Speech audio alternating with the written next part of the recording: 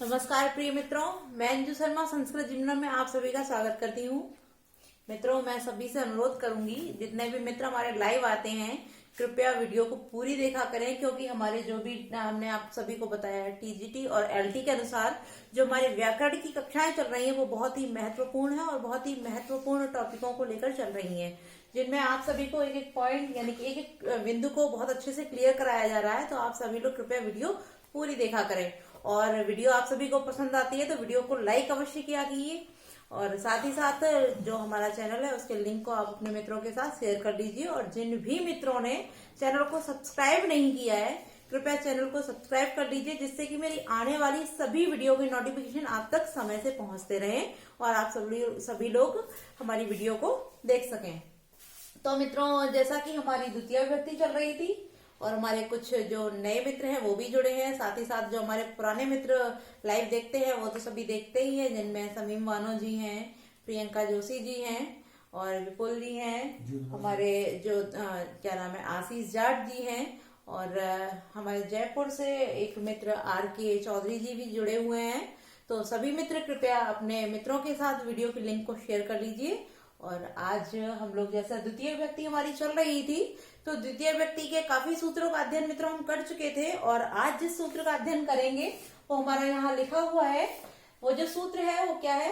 गति बुद्धि प्रत्यवसानार्थ शब्द कर्मा कर्म काणाम अणिकर्ता षडौ। तो ये जो मित्र सूत्र है द्वितीय व्यक्ति का, ये आज हम इसी सूत्र के विषय में अध्ययन करेंगे, क्योंकि इस सूत्र के विषय में आप सभी लोग जानते होंगे कि यह सूत्र जिन मित्रों ने अभी तक इस सूत्र का अध्ययन नहीं किया है उन लोगों के लिए इसकी जो भाषा है वो थोड़ी सी कठिन होगी, किंतु मैं पूरा प्रयास करूंगी कि आप लोगों को बहुत अच्छे से समझ में आ जाए। और यदि फिर भी आप सभी को कोई भी समस्या होती है इस सूत्र से संबंधित तो आप उसको अगर दोबारा से पुनः समझना चाहें तो आप लोग दोबारा फिर वीडियो को देख सकते हैं और यदि फिर भी कोई समस्या हो तो आप उसको कमेंट बॉक्स में जरूर लिख दीजिएगा, हम उसको देख करके और आपकी समस्या का निदान अवश्य करेंगे। तो आइए मित्रों, जैसा कि जो हमारा सूत्र है इसके विषय में अध्ययन करते हैं। तो हमारा जो सूत्र है उसमें लिखा हुआ है गति बुद्धि प्रत्यवसानार्थ। तो यहाँ जो गति शब्द दिया है वो गत्यार्थक अर्थात जो गत्यार्थक धातुएं होती हैं, गत्यार्थक धातुएं, बुद्धि जो ज्ञानार्थक धातुएं होती हैं, प्रत्यवसानार्थ अर्थात जो भक्षणार्थक धातुएं होती हैं। तो यहाँ हमारे 3 प्रकार की धातुओं का वर्णन किया गया है कि गत्यात्मक, ज्ञानात्मक और भक्षणार्थक जो धातुएं हैं। साथ ही साथ शब्द कर्मा यानी कि शब्द कर्मक जो शब्द धातुएं होती हैं, शब्द कर्म होते हैं। साथ ही साथ मित्रों अगला लिखा हुआ अकर्म काणाम यानी अकर्मक धातुएं जो होती हैं। तो इसमें हमने क्या देखा मित्रों, 5 प्रकार की धातुओं का वर्णन कर दिया गया है। हमने अभी केवल परिभाषा नहीं लिखी, आप लोगों को सिंपल भाषा में ही समझा रहे हैं, जिससे कि आप सभी को अच्छे से समझ में आ जाए। तो गत्यात्मक, ज्ञानात्मक, भक्षणार्थक। भक्षणार्थक से तात्पर्य है मित्रों जब हम किसी चीज को जो भक्षण करते हैं, खाते हैं, उन चीजों से संबंधित है। तो गति यानी कि चलना इत्यादि जो हमारी गम धातुएं इत्यादि आती हैं उनसे संबंधित है। बुद्धि ज्ञानार्थक जो ज्ञा धातु है, जा धातु है, जानना इत्यादि। प्रत्यवसानार्थ जो भक्षणार्थक धातु है जिसमें हमारे आ जाते हैं खाना, खाद्यति, खाद इत्यादि जो धातुएं आती हैं। शब्द कर्मक यानी शब्द कर्मक जो ब्रूते बदती इत्यादि जो शब्द आते हैं वो शब्द कर्मक हो जाते हैं। अकर्मक धातुएं जिनमें कर्म नहीं होता है ऐसी धातुएं कर्म काणाम यानी कि 5 प्रकार की जो धातुएं हैं उनके अणिकर्ता जो अण्यंतावस्था का कर्ता होता है मित्रों। अण्यंतावस्था का जो ये जो सूत्र में ही दिया अणिकर्ता यानी अण्यंतावस्था का जो कर्ता होता है मित्रों सड़ऊ, उसका क्या हो जाता है, उसका अण्यंतावस्था में जब हम उसका परिवर्तन करते हैं तो अण्यंतावस्था में उसका मित्रों कर्म संज्ञा हो जाती है। किसकी? जो हमारा अण्यंतावस्था का कर्ता होता है वो अण्यंतावस्था में मित्रों कर्म संज्ञक हो जाता है। अर्थात जब हमारे अण्यंतावस्था के जो कर्ता होते हैं, अण्यंतावस्था को जो कर्ता होता है वो अण्यंतावस्था में जब परिवर्तित होता है तो अण्यंतावस्था में उस कर्ता में ही मित्रों क्या हो जाता है, कर्म संज्ञा हो जाती है। कर्म संज्ञा अर्थात वहां द्वितीय विभक्ति हो जाती है। तो अब हम इसको लिख लेते हैं, इसकी परिभाषा को भी लिख लेते हैं। तो हमने क्या बताया था, वो गति, तो गत्यार्थक,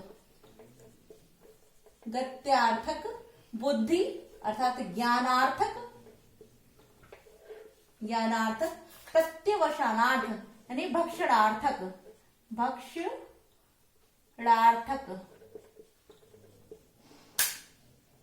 भक्षणार्थक। और अगला है शब्द कर्मक।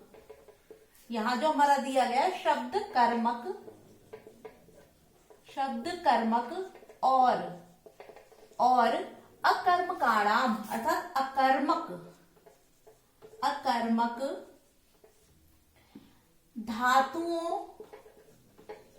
धातुओं के अण्यन्तावस्था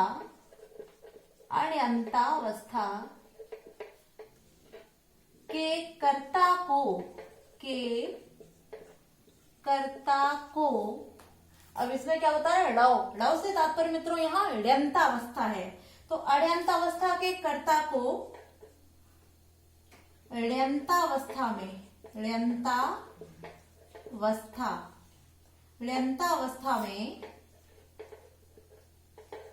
कर्म संज्ञा हो जाती है। ठीक है मित्रों, हमने इसकी परिभाषा को भी जान लिया, क्योंकि मैंने आप सभी को परिभाषा जो थी वो सूत्र से ही संबंधित करके बता दी। तो गत्यार्थक, गति अर्थात गत्यार्थक, बुद्धि अर्थात ज्ञानार्थक, प्रत्यवसानार्थ अर्थात भक्षणार्थक जिसमें हमारी खाद इत्यादि धातुएं आ जाती हैं, शब्द कर्म अर्थात जो ब्रूते या क्या नाम वदति इत्यादि जो शब्द आते हैं शब्द कर्मक हो जाते हैं। अकर्मक धातुएं जैसे शेते, नृत्यते इत्यादि जो हमारी अकर्मक धातुएं आती हैं। साथ ही साथ क्या बोला गया कि इन 5 प्रकार की धातुओं गत्यार्थक, ज्ञानार्थक, भक्षणार्थक, शब्द कर्मक और अकर्मक धातुओं के अण्यन्तावस्था, आपको इस चीज को जरूर ध्यान रखना है मित्रों, क्या बोला ये अण्यन्तावस्था के कर्ता को, अर्थात जो अण्यन्तावस्था में जो हमारा कर्ता है उस कर्ता को क्या हो जाता है मित्रों ऋण्यन्तावस्था में, जब हम उसको ऋण्यन्तावस्था के वाक्य में परिवर्तित करते हैं तो ऋण्यन्तावस्था में मित्रों अण्यन्तावस्था का जो कर्ता है वो कर्म संज्ञक हो जाता है। यानी कि अण्यन्तावस्था का जो हमारा कर्ता है, जिस अण्यन्तावस्था में कर्ता में प्रथमा विभक्ति है, उस कर्ता में क्या हो जाएगी मित्रों ऋण्यन्तावस्था में आने पर उसमें वहां प्रथमा विभक्ति ना होकर कौन सी हो जाएगी कर्म संज्ञा, कर्म संज्ञा अर्थात द्वितीय विभक्ति वहां हो जाएगी। ठीक है, आप सभी को परिभाषा अच्छे से आ गई। अब हम इसको बिगाड़ दें, क्योंकि जो हमारे एग्जाम्पल हैं उसको समझने में थोड़ा सी जगह की भी आवश्यकता है। तो परिभाषा हम लोगों ने क्लियर कर ली है। अब जो इसके उदाहरण हैं हम उसको भी देख लेते हैं। तो मित्रों सबसे पहले तो हम अण्यन्तावस्था का जो हमारा कर्ता है उसको हम सिंपल भाषा में बोलें तो जो हमारे साधारण वाक्य होते हैं, साधारण वाक्य वो अण्यन्तावस्था कहलाती है। जैसे राम पढ़ता है, मोहन जाता है, ये जब हम इन वाक्यों को बनाते हैं तो ये साधारण वाक्य हैं और साधारण वाक्य को ही हम अण्यन्तावस्था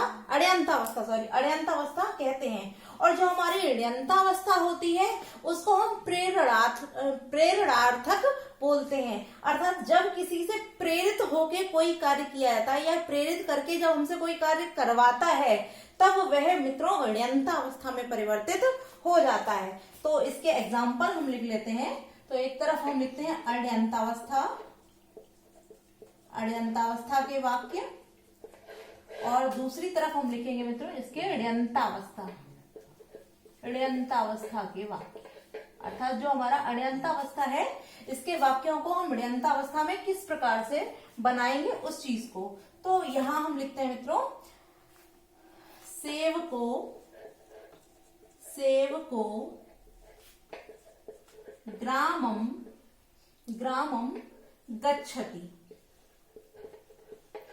सेवको ग्रामम गच्छति। अब मित्रों जैसा कि हमने श्लोक पूरे सूत्र का अर्थ तो जान लिया, किंतु यहाँ जो हमारा ग्रामम हुआ है ये अनभिहित यानी कि अनुक्त कर्म है और अनुक्त कर्म में मित्रों द्वितीय व्यक्ति होती है। तो यहाँ ग्राम से और इस सूत्र से कोई मतलब नहीं, क्योंकि यहाँ जो ग्रामों में द्वितीया हुई है वो कर्मणि द्वितीया से द्वितीया हुई है। अब हम इसको देखते हैं कि जो हमारा वाक्य है अण्यंतावस्था का वो क्या है, क्योंकि गच्छति मैंने आपको बताया गत्यार्थक जो हमारी धातुएं होती हैं उनमें भी क्या हो जाता है, जो अण्यंतावस्था का करता है वो अण्यंतावस्था में कर्म में परिवर्तित हो जाता है। तो हमारा यहाँ गम धातु आ गई है। जो गच्छति शब्द है वो गम धातु का रूप है, और जो गम धातु है वो किस प्रकार की मित्रों, गत्यात्मक धातु हमारी है। तो जो हमारा वाक्य है सेवको ग्रामम गच्छति, यहाँ जो सेवक है वो हमारा कर्ता है, और जो कर्ता है वो अण्यंतावस्था में अभी होने के कारण उस अण्यंतावस्था में जो हमारा कर्ता है उसमें मित्रों प्रथमा विभक्ति हुई है, अर्थात जो अण्यंतावस्था का कर्ता है वो अभी उक्त है, और उक्त होने के कारण वहां उस सेवकों में प्रथमा विभक्ति हुई है। अब यदि हम इसको अण्यंतावस्था के वाक्य को जब हम अण्यंतावस्था में परिवर्तित करते हैं तो जो हमारा अण्यंतावस्था का कर्ता है ये कर्ता की ही मित्रों क्या हो जाएगी, कर्म संज्ञा हो जाएगी। तो जब इसकी कर्म संज्ञा होगी तो क्या बन जाएगा मित्रों, हमारा जो वाक्य बनेगा वो हो जाएगा सेवकम सेवकम ग्रामम ग्रामम गच्छति। ठीक है मित्रों, तो जो इस सेवकम ग्रामम गच्छति नहीं होगा, गमयति गमयति।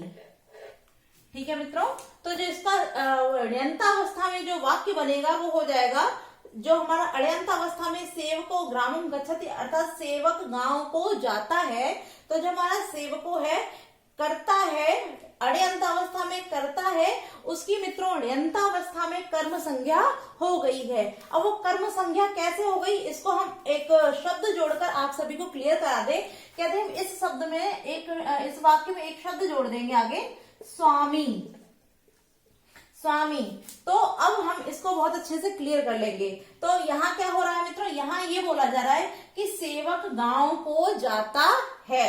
ये हमारा अण्यंतावस्था में कर्ता जो है वो क्या कर रहा है, सेवक गांव को जा रहा है। तो यहाँ जो कर्ता है वो कौन है, सेवक है। तो यहाँ जो सेवक है वो अण्यंतावस्था में, जब हमने अभी आपको बताया कि अण्यंतावस्था क्या होती है, प्रेरणार्थक अवस्था।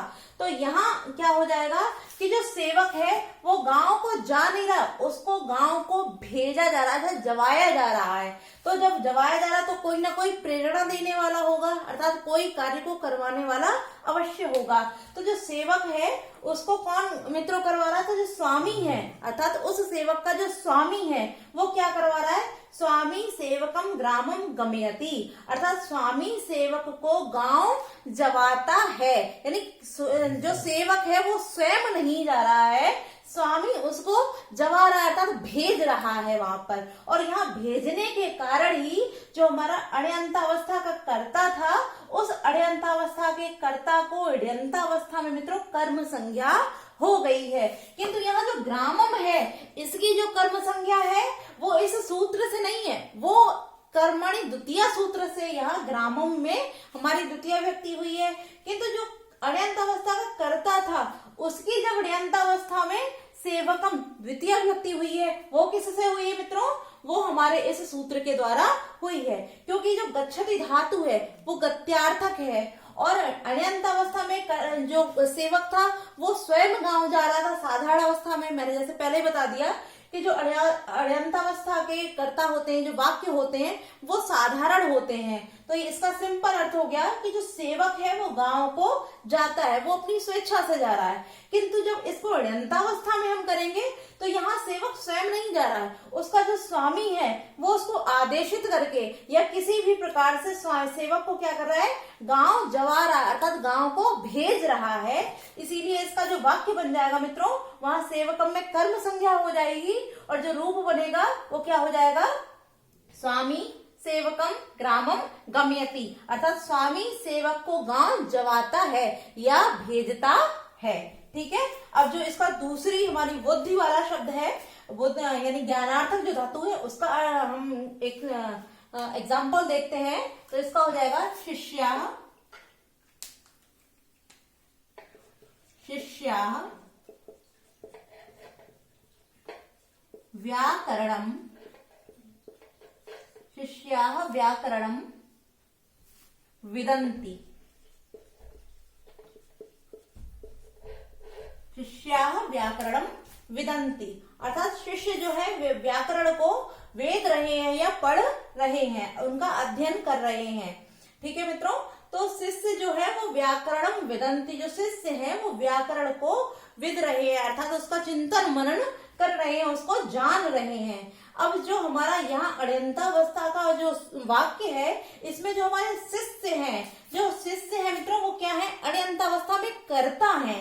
किंतु इनकी अड़यंतावस्था में जिस प्रकार यहाँ सेवक की अड़यंतावस्था में कर्म संज्ञा हो गई है, उसी प्रकार हमारे जो शिष्य हैं उनकी भी अड़यंतावस्था में मित्रों कर्म संज्ञा हो जाएगी। और जब इसकी कर्म संज्ञा होगी तो ये द्वितीय विभक्ति में हो जाएगी। तो जब द्वितीय विभक्ति में होंगे तो इसका क्या हो जाएगा, हम इसको लिखते थे शिष्यान, क्योंकि द्वितीय विभक्ति रामान हो जाता है, राम के अनुसार ही शिष्य के रूप चलते हैं। तो इसका क्या हो जाएगा मतलब शिष्यान, शिष्यान वेदम, वेदम, अब उसका हो जाएगा वेदयति, वेदयति। अब जो ये क्रिया इसकी लग रही है वो किसके अनुसार लगी, क्योंकि जो हमारा शिष्य था यहाँ बहुवचन था, और बहुवचन होने के कारण जो इसकी क्रिया थी मित्रों वो भी हमारे शिष्य, क्योंकि यहाँ जो कर्ता थे वो शिष्य थे और शिष्यों के अनुसार ही हमारी क्रिया भी यहाँ प्रयुक्त हुई।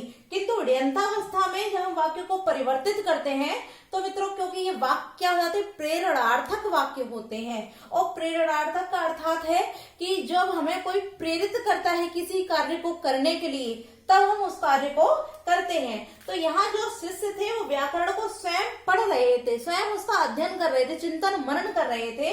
वो यहाँ क्या हो गया कि उन शिष्यों को वेदम वेदयति, यानी शिष्यों को वेद पढ़ाया जा रहा है या बताया जा रहा है। तो वो कौन करेंगे, गुरु करेंगे। तो इसमें जो हमारे प्रेरणार्थक हो जाएंगे मित्रों वो कौन हो जाएंगे, गुरु। तो जो इसका वाक्य बन जाएगा वो क्या हो जाएगा, गुरु शिष्यान वेदम वेदयति, यानी कि गुरु शिष्यों को वेदम बताते, वेदम वेदयति अर्थात वेद को बताते हैं या वेद को पढ़वाते हैं। तो यहाँ क्या था कि जो शिष्य थे वो व्याकरण को स्वयं ही, एक मिनट, यहाँ भी मित्रों वेदम नहीं आया, व्याकरणम ही आएगा। मैंने यहाँ गलती से वेदम लिख दिया, व्याकरणम, व्याकरणम, क्योंकि यहाँ भी व्याकरण है तो यहाँ भी व्याकरण ही आएगा। तो जो शिष्य थे वो व्याकरण को विदंती अर्थात अध्ययन कर रहे थे, पढ़ रहे थे, जान रहे थे। किंतु यहाँ क्या हुआ मित्रों, यहाँ शिष्य जो वेद को पढ़ रहे हैं लेकिन उनको कौन पढ़ा रहा है, गुरु। तो क्योंकि गुरु हमारे जो प्रेरणार्थक हैं वो एक वचन में है तो इसकी क्रिया भी जो हो जाएगी वो मित्रों एक वचन में ही हो जाएगी। तो किंतु जो हमारे अड़यंतावस्था के कर्ता थे उस कर्ता की मित्रों अड़यंतावस्था में कर्म संज्ञा हो गई। तो इसका जो वाक्य बना वो क्या बना, गुरु शिष्यान व्याकरण वेदयति, अर्थात जो गुरु है वो शिष्यों को वेद बताते हैं या पढ़ाते हैं। ठीक है मित्रों, अगला जो हमारी धातु है भक्षणार्थक, उसको हम देखते हैं कि बालो, बालो या बालह, इसको हम बालह भी लिख सकते हैं, विसर्ग करके भी लिख सकते हैं। जैसा कि मैंने आपको बताया था कि विकल्प से इससे दोनों ही रूप बनते हैं तो वो हम कर सकते हैं। तो इसको हम बालो ही लिख रहे हैं, बालो भोजनम, भोजनम भुंक्ते, बालो भोजनम भुंक्ते। इसका अर्थ क्या हो गया मित्रों कि जो बालक है वो भोजन को भुंक्ते अर्थात खाता है या भोजन को खाता है। जो बालक है वो भोजन को खा रहा है। लेकिन अब जब हम इसको अड़यंतावस्था में रखेंगे तो जो हमारा बालक है उस बालक की क्या हो जाएगी मित्रों, कर्म संज्ञा हो जाएगी। अब कर्म संज्ञा होगी तो जैसे हमने अभी आपको बताया, 2 बार भी बता चुकी हूँ कि जो अड़यंतावस्था है वो हमारा मित्रों प्रेरणार्थक है, अर्थात हम कोई भी कार्य करते हैं तो किसी से प्रेरित होकर ही वहां करते हैं। तो जब हम यहाँ प्रेरित होकर करेंगे तो इसका क्या हो जाएगा मित्रों, जो हमारी माता अर्थात तो बालक को जो माता है वो माता क्या करें, माता बालम बालम भोजनम भोजनम भोजयति भोजयति भोजयति। ठीक है, अब क्या हुआ मित्रों, जो बालक था भोजन खा रहा था, बालो भोजनम भुंगते या बालः भोजनम भुंगते, कि बालक जो है वो भोजन को खा रहा है। किंतु जब ऋयंतावस्था में हमने इसको परिवर्तित किया तो क्या हुआ मित्रों, कि जो माता है वो बालक को भोजन भोजयति अर्थात भोजन खिला रही है। हो गया टाइम। तो इसमें क्या हुआ मित्रों, कि जो माता है वो बालक को भोजन खिला रही है। इसका एक और जो हमारा शब्द कर्मक है या अकर्मक है, अकर्मक धातु को देख लेते हैं। इसका देखते हैं हम, शिशु शिशु सेते शिशु सेते। अब यहाँ जो शिशु है वो सो रहा है, शिशु सो रहा है, किंतु इसको भी हम मित्रों ऋयंतावस्था में करते हैं तो क्या हो जाएगा, माता माता शिशुम शिशुम शाययति शाययति शाययति। तो मित्रों यहाँ क्या बताया कि जो शिशु है वो सो रहा है, और जब हमने उसको ऋयंतावस्था में किया तो क्या हुआ मित्रों, कि उसको माता सुला रही है। शिशु सोता है तो क्या हो जाएगा कि माता शिशु को सुलाती है। दिखा है ना इधर। तो हम लोगों ने मित्रों इसको भी जाना कि जो शिशु है वो सो रहा था, वो हमारा ऋयंतावस्था में उस शिशु की क्या हो गई मित्रों, जो यहाँ करता था अण्यंतावस्था में जो हमारा करता था वो ऋयंतावस्था में कर्म हो गया। तो कर्म कब हुआ, क्योंकि जो शिशु स्वयं सो रहा था वो प्रेरित होकर अर्थात तो माता के द्वारा अब उसको सुलाया जा रहा है। तो यहाँ माता शिशुम सासयति हो गया, अर्थात माता शिशु को सुलाती हैं। ठीक है मित्रों, अब इसका एक एग्जाम्पल और है जो कि हमारी शब्द कर्मक धातु है, उसको भी जान लेते हैं। उसका क्या है, छात्रा छात्रा वेदम वेदम अधीयते अधीयते। तो यहाँ जो छात्रा है उसकी भी क्या हो जाएगी मित्रों, कर्म संज्ञा हो जाएगी। अब वो कर्म कैसे हो जाएगा, तो उपाध्याय उपाध्यायः छात्रान छात्रान वेदम छात्रान वेदम अध्यापयत अध्यापयत। जो मित्रों छात्र थे उनको वेद, वो स्वयं वेदों को पढ़ रहे थे, किंतु यहाँ ऋयंतावस्था में अध्यापक के द्वारा उन छात्रों को पढ़ाया जा रहा।